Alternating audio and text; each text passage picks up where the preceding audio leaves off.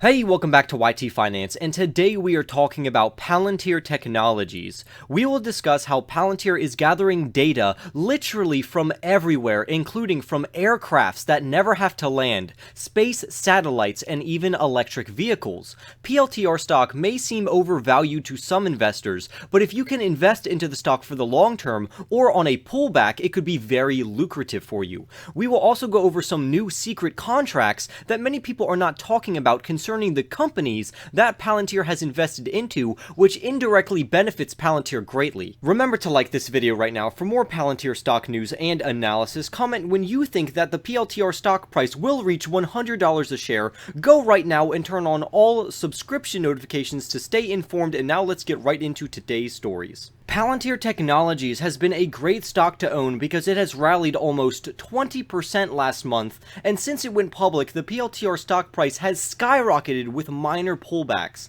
However, I do want to remind you that Palantir is trading at 33.24 times its price to sales ratio, but as revenues continue to grow rapidly, the stock looks to be a great long-term investment. The stock market sentiment and social sentiment are very bullish for this stock, and a week rarely passes by without Palantir gaining either a new contract, signing a new partnership, or them investing into a new innovative startup company. So if the PLTR stock price pulls back, which it very well could relatively soon, that would be a great opportunity to invest into the company then. So clearly take advantage of that opportunity, and I personally will. Palantir has been investing into many startup companies like Faraday Future, which make electric vehicles that are covered with cameras that Palantir can use to gather data.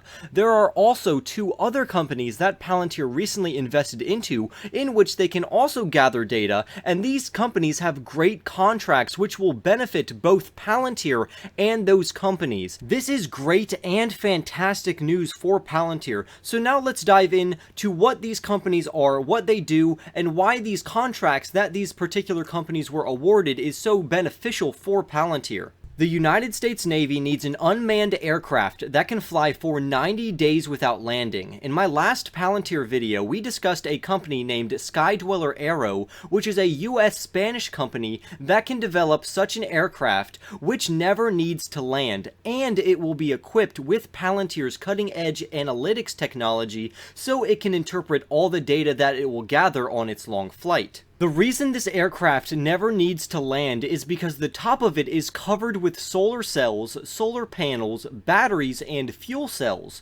So in the daytime, the aircraft can be charging and storing that energy into batteries, while at night, those batteries will be the thing powering the aircraft. The idea of an aircraft that never needs to land is not a new idea, because 20 years ago, NASA had a huge prototype named Helios, which could fly over 90,000 feet in the air, or 27,432 meters. However, later, this aircraft broke apart in 2007 because it was so fragile. We saw similar failures in Google's Solara 50, which crashed in 2015, and Facebook's Aquila, which crashed in 2016. However, Skydweller has a better track record of making these types of aircrafts, because in 2016, they made the Solar Impulse 2 aircraft, which flew around the entire globe in stages. The Skydweller Aero CEO said Solar Impulse spent over a decade developing an airworthy design sufficient for a human pilot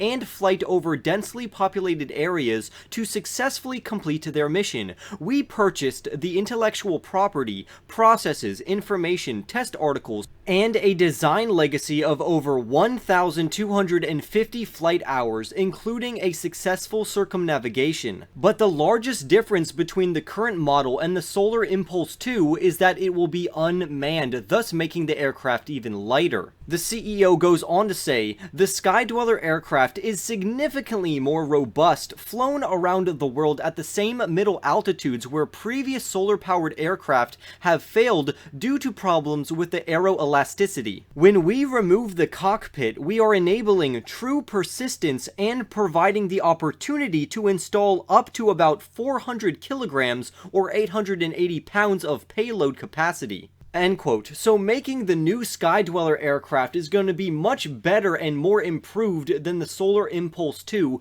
because not only will it be unmanned, but because it's unmanned, you can fit a larger payload and even more technology into this vessel. On top of that, we have to keep in mind that this aircraft will be feeding Palantir Technologies loads of data that then Palantir can use to locate almost anything they want to, but this aircraft will be specifically designed to be used over oceans so it can be used to identify enemy ships in the sea. The Navy will help Skydweller Aero develop their Skydweller aircraft under the Autonomous Maritime Patrol Aircraft Program. This aircraft will be utilizing and be able to carry sensors, communications, and electronic warfare equipment on various missions lasting up to or exceeding 90 days. This technological leap will allow a single Skydweller aircraft to more effectively perform the mission of numerous manned and unmanned ISR assets,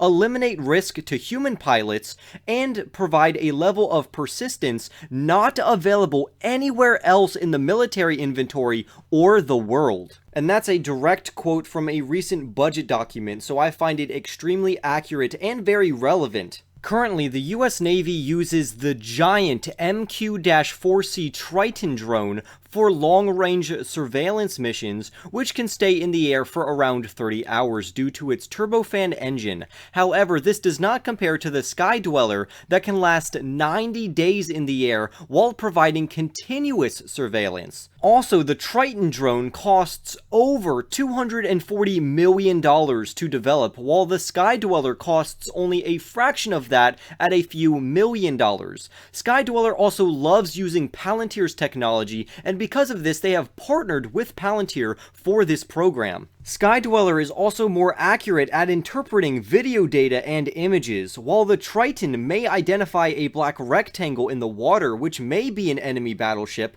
the details cannot be made out, while Skydweller and Palantir together are so accurate that they can determine the type of ship, its specific location, and how fast it's moving. This allows for faster and more accurate decisions to be made at the higher level. This will allow for Palantir to gain more exposure for their technology, and as long as Skydweller Aero has this contract, Palantir will also be used. Now, while you cannot directly invest into Skydweller Aero because they are a privately held company, you can invest into our next company that Palantir loves doing business with, which is Black Sky Technology, ticker symbol BKSY. Black Sky is a leading technology company that provides real-time geospatial intelligence and global monitoring. Basically, they use satellites to spy on things, and recently the National Geospatial Intelligence Agency, named the NGA, recently awarded Black Sky a contract worth $30 million. The NGA hired Black Sky to use advanced AI, high-tech sensors, and analytics to provide decision makers data so they can make more informed decisions. The CEO of Black Sky says this, and I quote, "We are honored to be selected by the NGA to advance its GEOINT mission by employing innovative AI solutions to automate the delivery of timely insights. This award highlights the increasing need for automated and real-time geospatial intelligence for rapid decision-making." And this is great news for Palantir, because Palantir has been doing business with Black Sky for a while, and they also own a large stake in the company of Black Sky, while also using Black Sky's technology to create and source their own software named Meta Constellations. Palantir also gets to use the data that Black Sky satellites obtain in some instances, so Palantir literally gathers data from everywhere, including electronic vehicles from Faraday Future, aircrafts that don't need to land from Skydweller Aero, and even they can gather data from satellites. So Palantir literally has eyes and ears everywhere, and to me this means Palantir is setting themselves up to be a huge company in the future, and I am very excited for it. But it is kind of scary, because the available data that Black Sky can access is absolutely insane, especially because of their AI-based Spectra software platform. But they've also had an incredible amount of support from commercial clients, and we know this because in the second quarter they were approached by 30 commercial clients with offers. So Black Sky stock is great in and of itself, but if you own Palantir, you indirectly kind of own Black Sky as well because Palantir owns a large portion of Black Sky. Black Sky also lands government contracts pretty regularly, and they continue to develop their technologies. For instance, the article says, and I quote, "In just a few years' time, the constellation is due to reach its full complement of 30 satellites, including third-generation spacecraft that will be equipped with higher resolution cameras and shortwave infrared night vision." So the company is continuously upgrading their technology, and with Palantir at their back, the sky is the limit. But what do you all think? What do you think of Sky Dweller Arrow, Palantir, and Black Sky? Which are you invested in? Which are you not invested in? Comment your thoughts down below, leave a like on this video, subscribe if you are new, and I will see you in the next YT video.